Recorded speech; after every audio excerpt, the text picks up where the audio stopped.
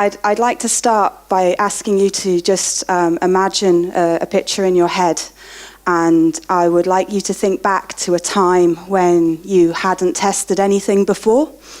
And if you can cast your mind back into this situation where you haven't tested anything before, and then imagine that in this time there are no books about testing, no blog posts about testing, no amazing testing conferences like Nordic Testing Days, and you just find yourself like in this void, no information about testing, and then you accept a job as a tester, and you show up for your first day of work, and on your first day at work you discover that all of the other testers that you're testing with, they are in exactly the same situation as you. None of them have ever tested anything before, and you just basically, you try to Google it and you just can't find anything. And this was the situation that I found myself in about 12 years ago when I accepted my first testing job. It was a games testing job, and I tried Googling, and I found information about black box testing and white box testing, but none of it really made any sense because we were testing Xboxes. And yeah, so fast forward about sort of 9 years later, and I've just been made redundant for the third time in my games testing career. And I'm starting to think, like, hang on, I can't do this anymore. I am getting burnt out. There's a lot of challenges there. And I knew that I needed to escape from the games testing industry. Fortunately, there was this recruiter who was looking for testers, and my CV had testing written on it, and matched some keywords there, and I was very lucky. I got a job testing web applications for a car dealership. I came straight from sort of playing computer games for money into web application testing. And this was where all of my questions started, because I came out and I was trying to figure out what was going on with these web applications. And I realized by working with the other testers that I was doing things in a different way to them, especially when I was shadowing them. I also had an awful lot of imposter syndrome as well.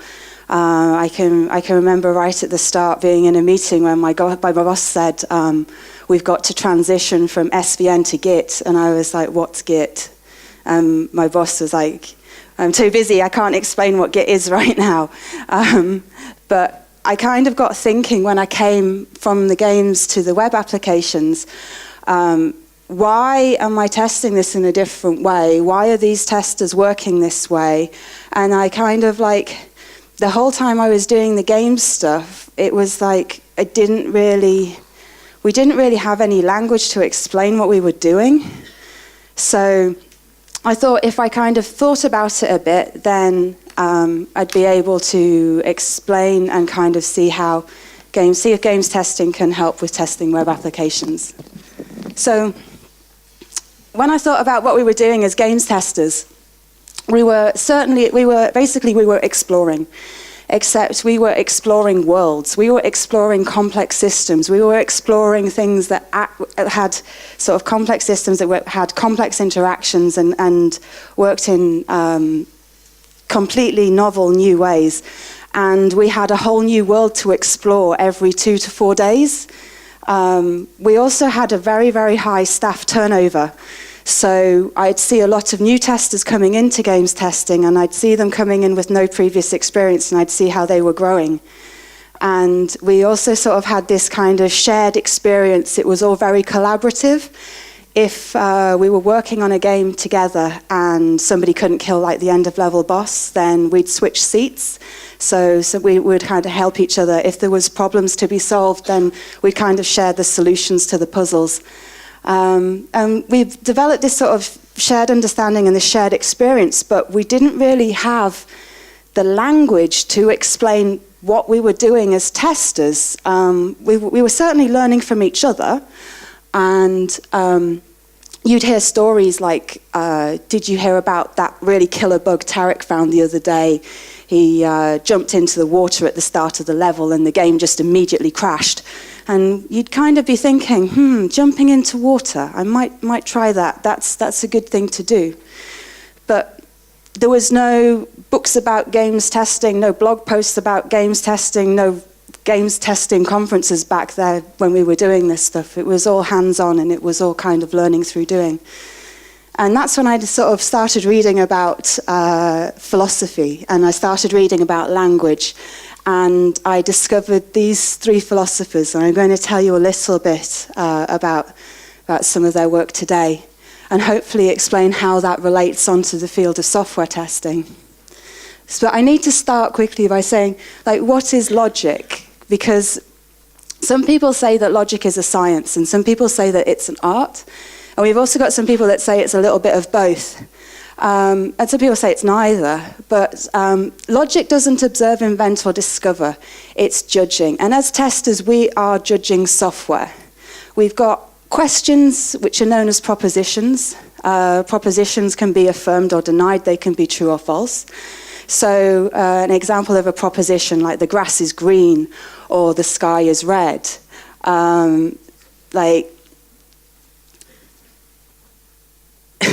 They can be true or false. They can be affirmed or denied. So the theory that tries to answer these questions is called a hypothesis. So if you said that the grass is green because it contains a pigment called chlorophyll, then that would probably be quite a strong hypothesis. And if you said that the grass is green because it's, I don't know, Thursday, then you could probably disprove that on Friday. They're based on probability, these hypotheses. They can be strong or weak.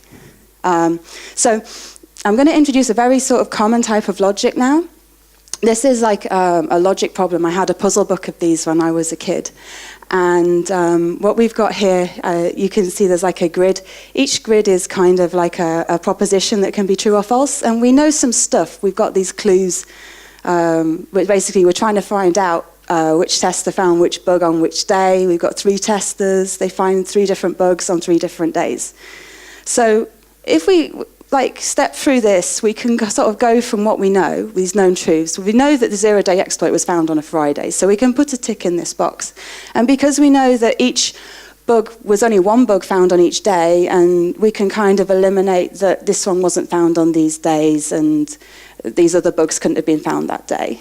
And by working through the clues, we can kind of sort of extrapolate. I'm going to go quite quickly through all of this, but we can kind of step through from something that we don't know, because we don't know which tester found which bug on each day, but we can kind of get to almost like a solution. We can solve this stuff. And we can kind of work from stuff that we do know to find out stuff that we don't know. And this is an example of deductive reasoning. And it's logical statements. It's present in mathematics. There is a correct answer. The conclusions that we draw are very, very strong.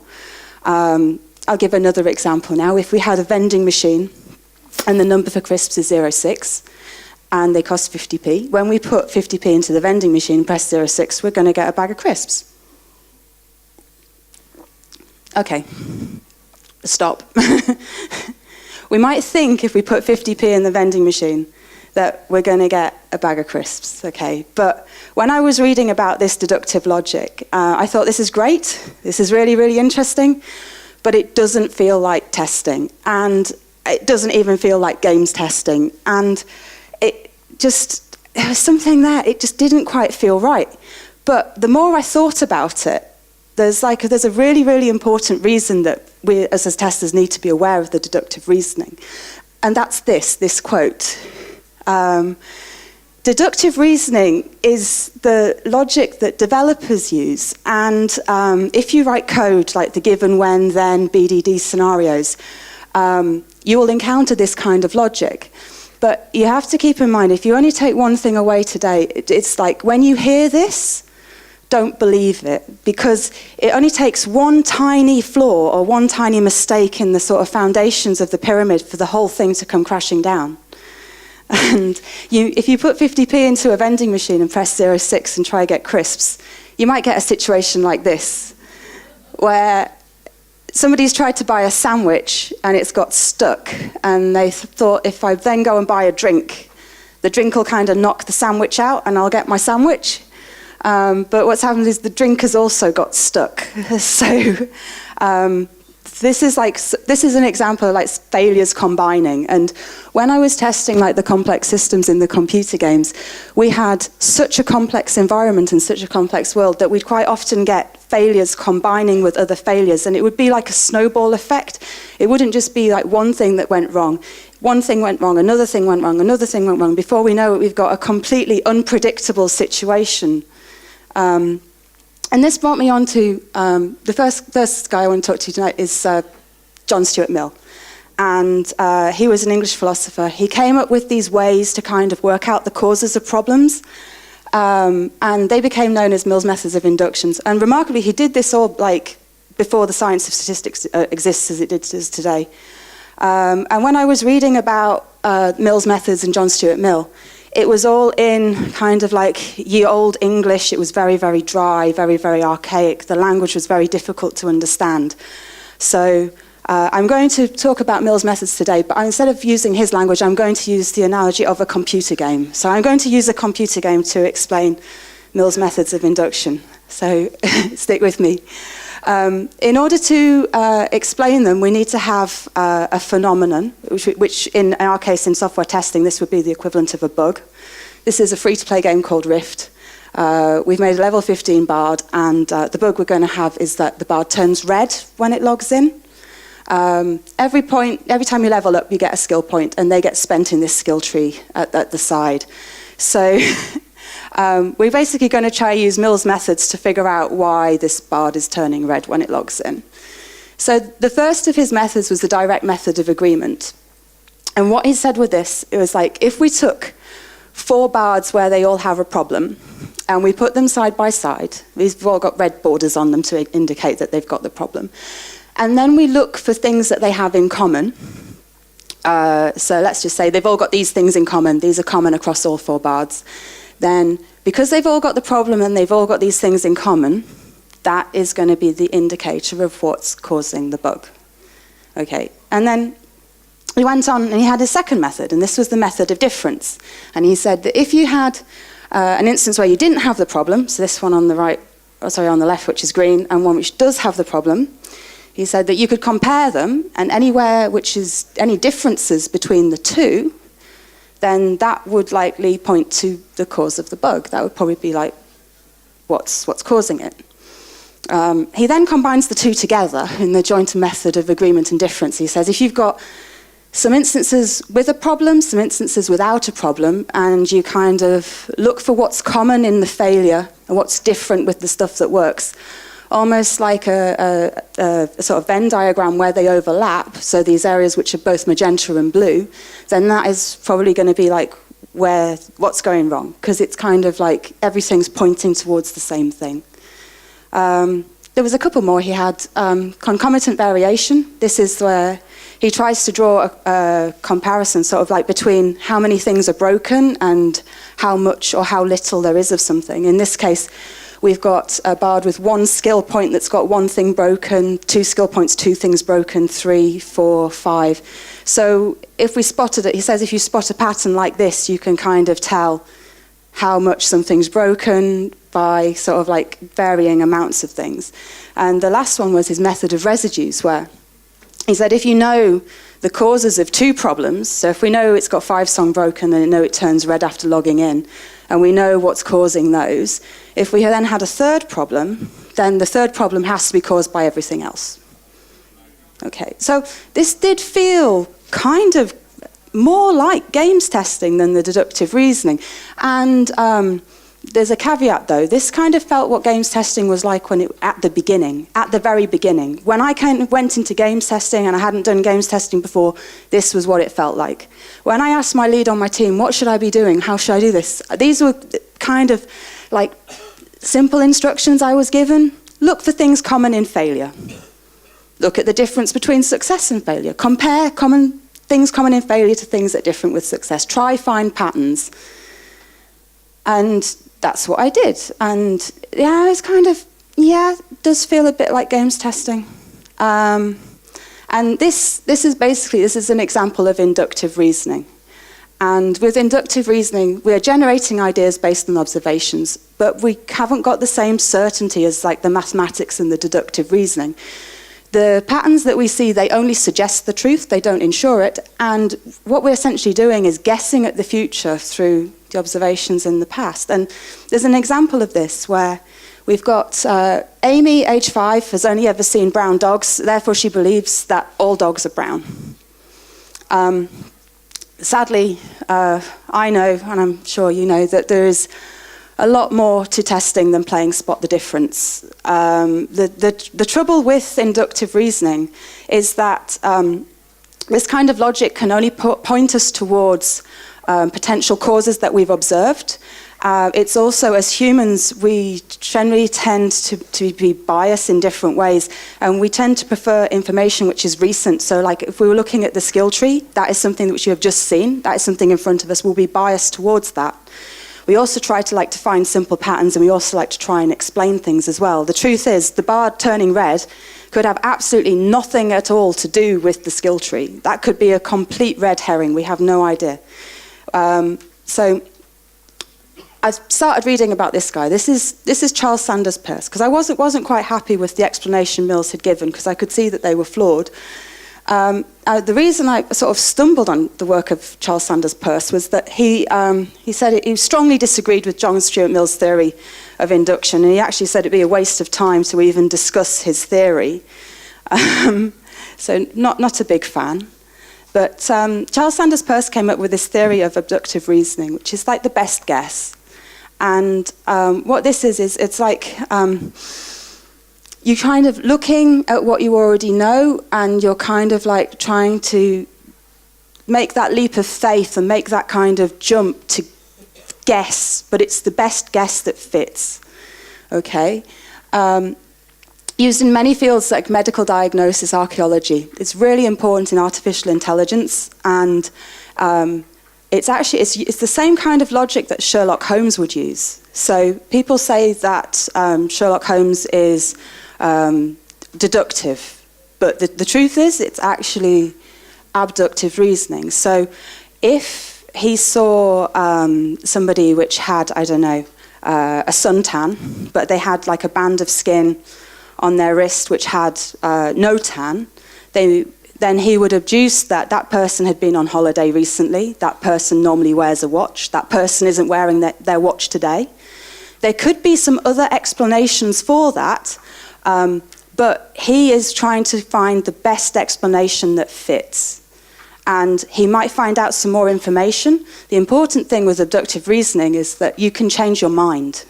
You don't have to pick the first thing that you think it is and stick to it. You can change your mind as you collect more data. So an example of abductive reasoning would be archaeologist digs up a fossil of a fish in an area far from the sea, and once they make this discovery, they propose that this area was once underwater. They can't say for sure that it was underwater. There could be other reasons that the fish was there. It could have been moved to that location. But based on the data that they have and the observations that they've made, their best guess is that that area was once underwater.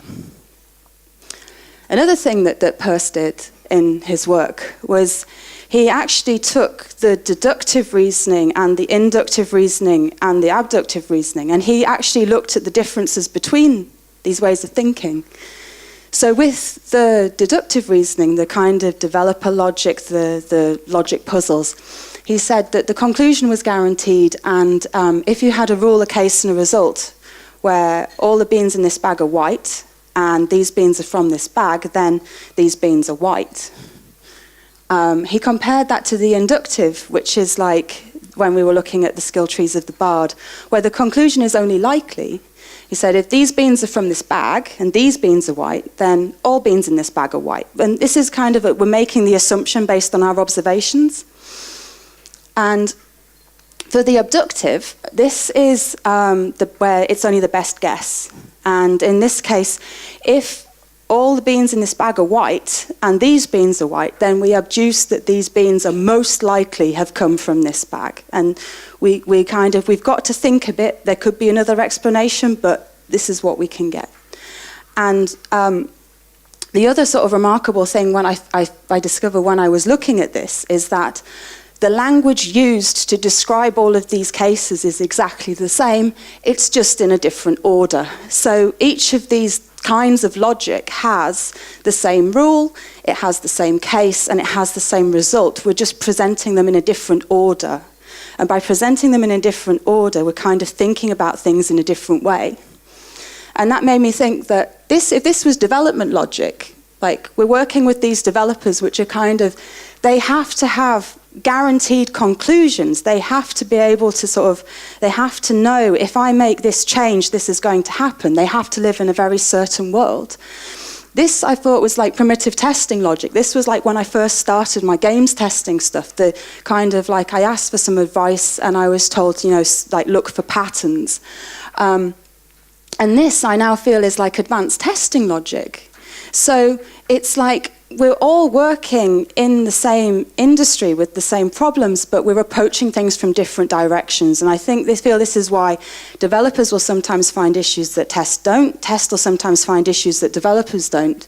And just by sort of being aware that we're kind of coming from different directions, we can kind of work together a bit more harmoniously. This stuff was like all 18th century, 19th century.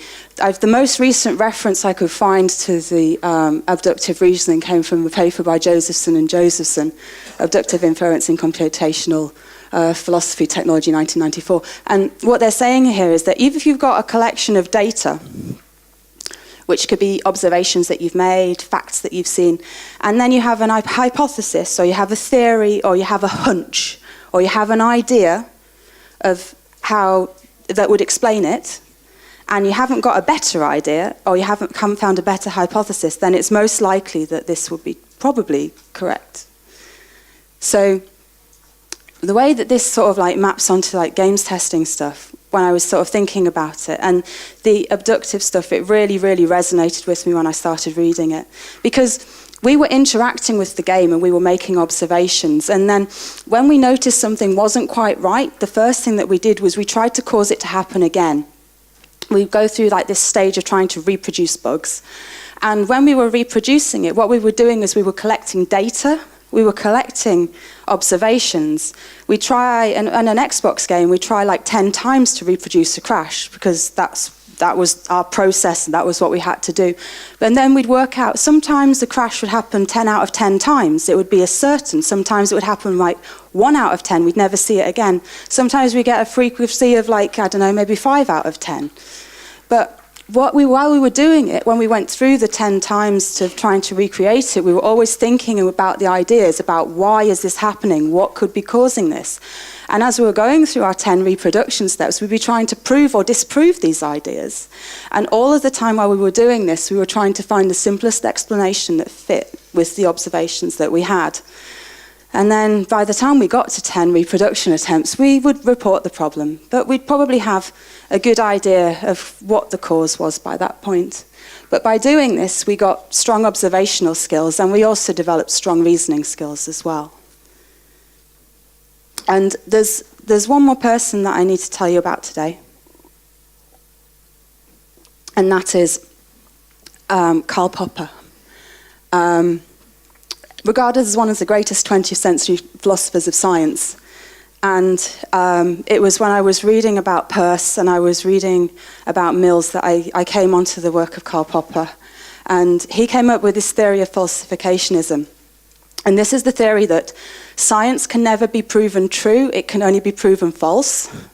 And he said that scientists should be doing experiments to try and prove things false rather than prove that they are true.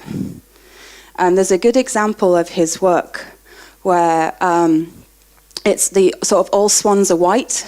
And in Europe, for a long time, everybody had a belief that all swans were white. This existed for a very long time until 1697, when somebody saw a black swan. Up until that point, it didn't matter how many white swans they'd been. The sheer existence of the black swan proved that not all swans were white. So it proved that the all swans are white theory was false. And how this applies onto testing, because you could write 10 million test cases. You could write 20 billion test cases. You could execute all of those and you could start trying to prove that everything was working and trying to do testing in a very exhaustive way. But if I came along and I just found one single severely damaging bug, one issue so bad that meant this code couldn't go anywhere near production, it wouldn't matter if you'd tested a million things or not, because it still couldn't go to production. And it's when we were doing the games testing, the approach that we had, we didn't have test scripts, we didn't have test automation, we didn't have like big long lists of instructions, do this, do that, do the other. We were exploring. So we were sort of focused on just finding those black swans. And, you know, the searching for the black swan, we were doing this we weren't just like rolling a hand across the controller and hitting random buttons. We were doing this with mindfulness and focus. We were zooming in and we were trying to always look at things a second time, you know, focus on the big picture and the tiny details, but also sort of like, you know, being in a group of other people as well. So we would all try and adopt different personas. We'd try to play it in different ways. We'd have somebody who would focus on trying to get all the achievements. We'd have somebody who would focus on trying to find holes in the environment. We'd also, like on the reasoning side, we were also able to actually start explaining these black swans and start explaining these bugs. And I think it was sort of to do with like the constant like reproduction of these issues. We were always searching for the most obvious answer. And from experience of working in these environments, if you get a gut feeling, follow it. We also had to suspend belief. And it's very, very important, especially sort of from the games testing angle, that you don't get fooled by the things that you see. So with the skill tree of the bard, don't fall into the common traps of, I see a pattern, I think this is how it is. You could start a race on, I don't know, the oval track with the red car and it'll crash. So you pick the oval track and the red car again and it crashes, and you go over to a developer and you say, hey, I've got this crash, and they go, show me. And you pick the oval track and the red car and it doesn't crash because it was something completely different. It was to do with, I don't know, pressing the A button at a certain time point on the loading screen. Also, don't be fooled by the things that you're told. Just like the quote with the developer that said, that's impossible. You have to, as a games tester, you have to collect your own observations with your own eyes and draw your own conclusions in order to find the black swan. So I'm going to finish on a quote. This is a quote from Nassim Nicholas Taleb, author of the book Black Swan, The Impact of the Highly Improbable. The quote is, remember that you are a black swan. And I find that this is really important in testing, because as testers, we have been drawn to testing, and we all test in different ways, and we all have different experiences, and we all approach problems from different angles.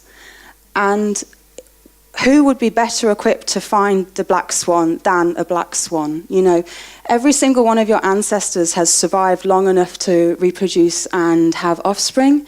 And the fact that you're drawn to testing as well, there's nobody else is going to test in exactly the same way as you.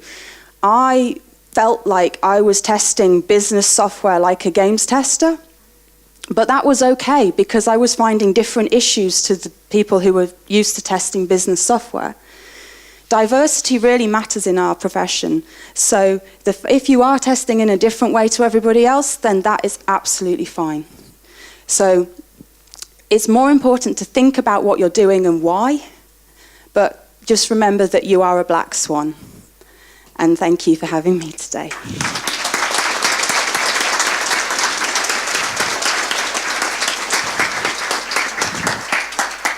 Thanks, Rosie. Thank you. So, time for questions. You can do now some inductive reasoning or... yeah, super.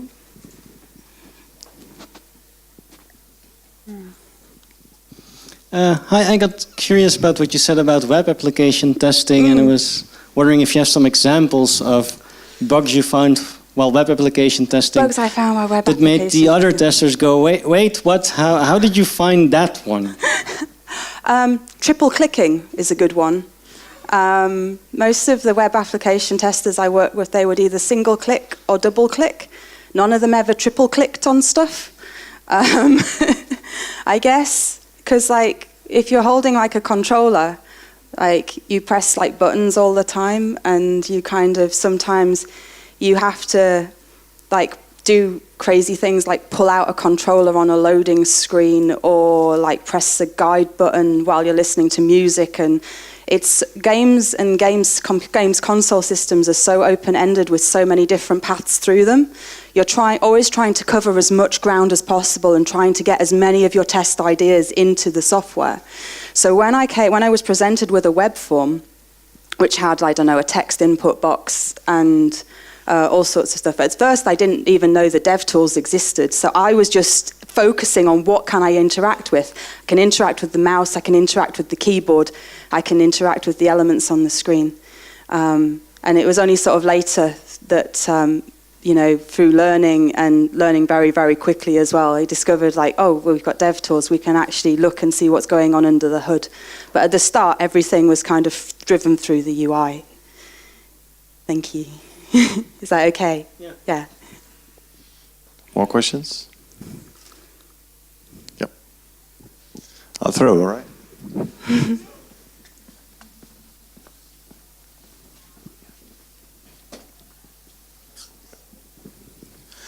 Hello, I'm not really sure about the timeline, but I remember that in the past it was very difficult to update or to patch a console game, right? Mm-hmm. And nowadays it's pretty easy. Mm-hmm. So have you kept an eye on how it influenced game testing, this change of facts? Yeah, so I did games testing for a long time, and one of the strategies that we used to take, this was when, because games testing is in like 3 different phases. You can work in certification, like your Sonys and your Microsofts, where you're doing the last phase of testing towards the end. You can work at a publisher, where you maybe get like 3 to 6 months on a game. Or you can work at a developer, where you get to spend like 18 months to like 2 years like on the same game. And when I was working at the developer, we have to give the game to the Sony or the Microsoft or the platform holder, and they have to stamp it and say it's okay. And like you're saying, you can patch games. You can patch in the multiplayer mode because everybody needs an internet connection to go online and do multiplayer gaming. So generally what happens is the single player offline mode can't be patched because there's no guarantee that the person will have an internet connection. So in the sort of like testing phase, we will always, well, when I was doing it back in the day, we would always put the most attention onto the offline modes of the game, because these were the areas where we had no guarantee of being able to patch or change that source code in the future. Once that was kind of solid, we would focus in the online areas of the game, because sometimes what can happen when you're going through certification, if they find a black swan, like a showstopper bug, and that's in a multiplayer area of the game, they will still sometimes let you release the game as long as you have a day 1 patch. So that doesn't slow the process down. So we would always focus on the offline areas first to try to find the most important issues. So now you know why the online parts of the games are always so buggy. So, more questions?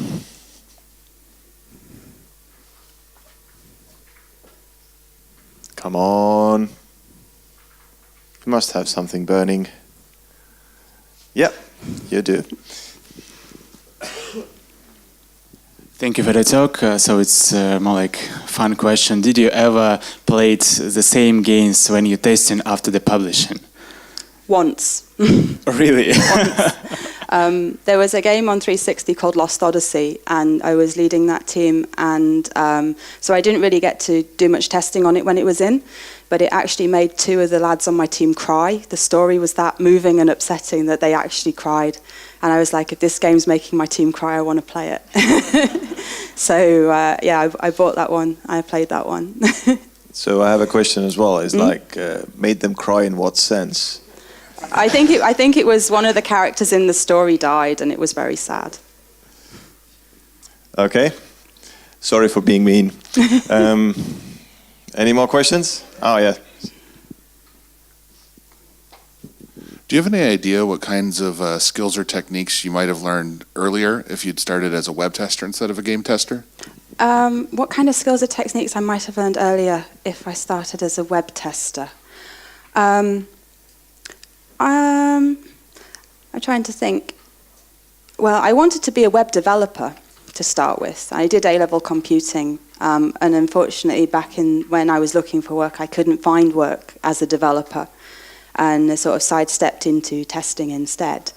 I'm trying to think. It was the experience that I had, like when I came into the web job with sort of like just basic computer knowledge, was just asking lots of questions and also using lots of Google and also trying very much to kind of shadow and pair with people. So I paired with an awful lot of the testers which were doing the web application testing, and that was kind of how it started, where I felt a bit, I don't really fit in here. Why are you doing this? Why are you clicking this? So it's very difficult. I think for me it was kind of like, I started writing everything down on my blog because I was learning so much. I was like, I better not forget this. Start a blog, write things down on the blog, and that's kind of my journey. Kind of learning, writing things down, learning, writing things down, learning, writing things down. Yeah, and then I don't know how it would have been different. I still feel exceptionally lucky that I managed to survive so long in a hostile industry like the games industry, where teams are only needed for short periods of time and then the team goes away. So you've got a lot of churn and a lot of turnover and short-term contracts, whereas the business testing stuff is more of a stable thing. There's always a constant demand for that. So I hope that answers your question. Thank you. So, last chance. Well, we had plenty of questions. Thank you for that. And Rosie, thank you for a very interesting speech. Okay. So there's a little goodie bag. Thank you. Thanks. Thank you.